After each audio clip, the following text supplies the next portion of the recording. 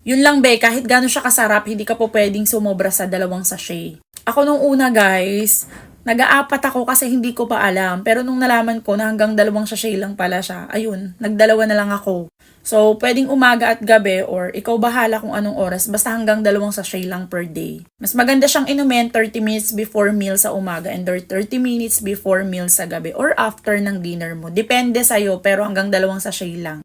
Be, pag natikman mo kasi talagang mabibitin ka sa 2 sachet. Ang sarap kasi niya sis. Yung aroma ng kape, lasang-lasa mo kasi Arabica at saka guys, Robusta coffee yung ginamit. Yung unang nalasahan ko talaga dito be is napakalinamnam. Alam niyo kung bakit? Kasi meron po siyang almond milk and vanilla leaf. Yun yung flavor niya guys, black vanilla chia. Tapos yung chia seeds nito be, nako, panalo. Ang dami, lulutang talaga dun sa kape mo. Keto friendly na din to ha para sa mga nagkikito. And then halal siya guys. And yung sweetener na ginamit is stevia.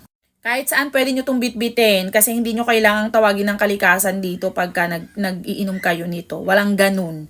Anywhere, hindi ka matatakot na dilhin at inumin siya kung saan. Basta hanggang 2 sachet per day.